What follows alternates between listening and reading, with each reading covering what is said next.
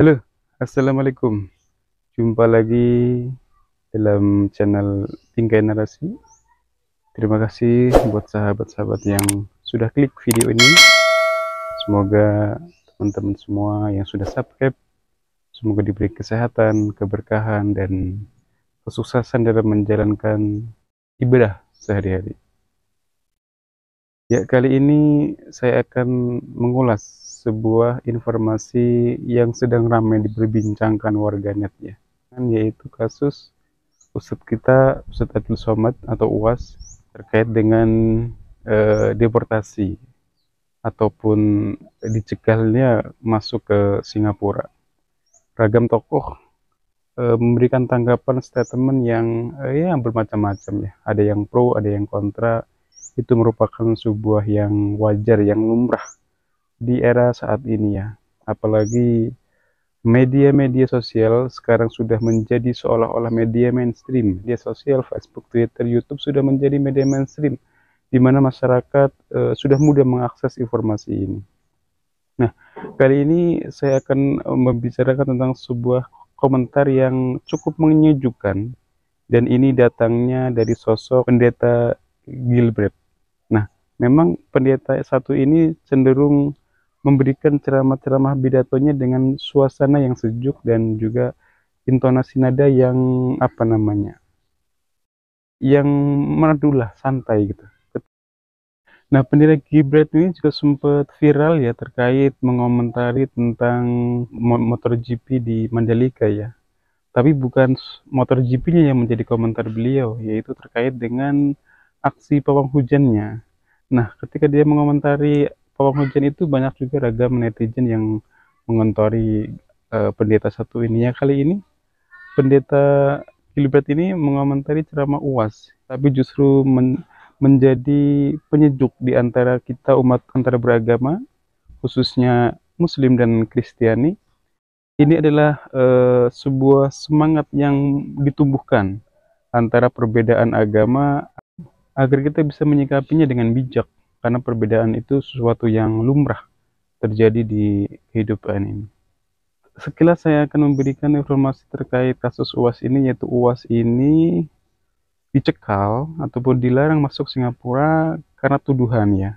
Karena anggapan Singapura bahwa UAS ini mengajarkan tentang perpecahan ataupun permusuhan terhadap umat beragama ya. Tapi memang termasuk salah satunya yaitu ungkapan kafir ini. Nah, di cuitan pendeta Gilbert ini justru eh, sempat yang saya bahas beberapa waktu lalu bahwa kata kafir sendiri ini sudah menjadi terminologi agama, jadi tidak bisa dirubah ya. Nah, bahkan dalam cuitan pendeta Gilbert ini kalau memang tidak sependapat ataupun dengan ajaran agama ya tentu kita harus protes langsung kepada Tuhan Yang Maha Esa ya, Allah Subhanahu wa taala, kalau kita tidak setuju. Nah, ini artinya bahwa narasi-narasi yang sudah ada di dalam agama ini ataupun narasi-narasi yang sudah ada dalam ajaran agama ini ya tidak bisa terubah. Cuman kalau menurut saya, masih pendapat saya, seperti yang saya bicarakan tempo lalu, seyogyanya kita sebagai muslim gitu ya, apalagi penceramah, dakwah, ataupun ketua kelompok organisasi Islam ataupun organisasi keagamaan, lebih baiknya ceramah-ceramah yang mengandung unsur kebencian terhadap umat lain, eh, saya rasa bisa dihindari gitu kan, agar perpecahan tidak semakin meruncing di antara kita umat beragama khususnya di Indonesia. Selain itu juga, pendeta Gilbert ini tidak hanya mengomentari seorang UAS ya, tapi juga beliau memang punya persepsi tersendiri terhadap UAS ini, Ustadz Abdul Somad ini. Bahwa beliau ini, kata pendeta Gilbert ya, bahwa UAS ini merupakan orang yang baik. Tapi karena ada kedengkian dari beberapa kelompok orang gitu kan, akhirnya seakan-akan UAS ini menjadi sosok yang ekstremis dan radikal gitu kan. Persis seperti yang saya perbincangkan pada beberapa waktu lalu, bahwa memang apa namanya, pembentukan karakter Uwas sebagai sosok pendai ceramah yang radikal ini ketika dia bergabung ataupun dekat ya dengan salah satu calon pada Pilpres 2009 tahun lalu, di mana Ustadz Abu Somad ini menjadi sosok yang sentral gitu kan, menjadi sosok apa namanya, sebagai figur dalam kelompok eh, kelompok Pilpres pada salah satu calon pada tahun lalu, ya kita sebutlah Prabowo Sandi ya. Nah sejak saat itu mulai muncullah narasi-narasi yang secara tidak langsung memberikan gambaran image kepada Ustadz Abdul Somad bahwa dia adalah sosok yang radikal.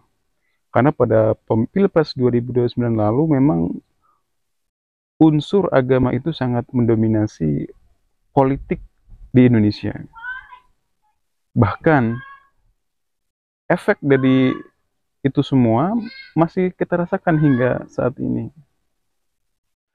Nah, dengan adanya cuitan dari Pendeta Gilbert ini, kita harus antar umat gitu, antar bangsa harus ya seyogyanya mulai kembali memperbaikilah introspeksi masing-masing ya, bahwa kita ini sudah pasti ada perbedaan. Tapi jangan sampai perbedaan agama ini justru menjadi sumber perpecahan kita semua. Nah, dengan adanya cuitan ataupun komentar dari pendeta satu ini, kita berharap kita harus mulai kembali mempererat hubungan kita antar bangsa gitu kan, menjaga kesucian agama kita masing-masing. Berarti ungkapan ya, kalau kamu tidak ingin dihina gitu kan, maka kamu jangan menghina gitu kan. Ini menjadi kata-kata yang harus menjadi pijakan kita semua sebelum kita membicarakan hal-hal yang lebih panjang. Memang setiap agama tentu menganjurkan agar umatnya tidak tersesat gitu kan, ataupun keluar dari ajaran. Tapi tentu di era saat ini hal-hal yang semacam itu dalam hemat saya ya masuk karena privasi agama masing-masing ya. Artinya kalau memang jangan sampai ceramah-ceramah yang mengandung unsur hinaan terhadap umat lain itu dipublikasikan secara luas ya. Bila perlu nanti para panitia yang mengadakan kajian-kajian tentang itu harus diatur sedemikian rupa agar ceramah tersebut tidak dipublikasikan ya. Kalaupun dipublikasikan itu oleh pihak tertentu, artinya yang punya hak siar dalam kajian ataupun ceramah-ceramah tersebut. Jangan sampai nanti ceramahnya ini keluar dengan nada-nada yang provokatif gitu kan. Kita sudah tahu betul bahwa media sosial ini seluruh jutaan orang bisa melihat, apalagi ada orang yang memang tidak suka dengan kelompok tertentu yang akhirnya menyebarkan poin-poin yang justru bertentangan.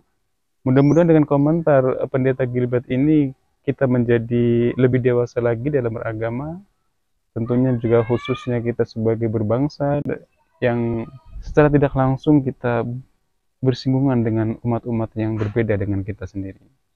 Mungkin itu yang bisa saya sampaikan, kurang lebihnya saya mohon maaf. Apabila ada kesalahan, mohon kiranya dimaafkan. Jangan lupa dukung channel ini agar channel ini terus berkembang dan memberikan kemanfaatan untuk kita semua. Jangan lupa like, komen, dan subscribe. Assalamualaikum warahmatullahi wabarakatuh. Salam sejahtera.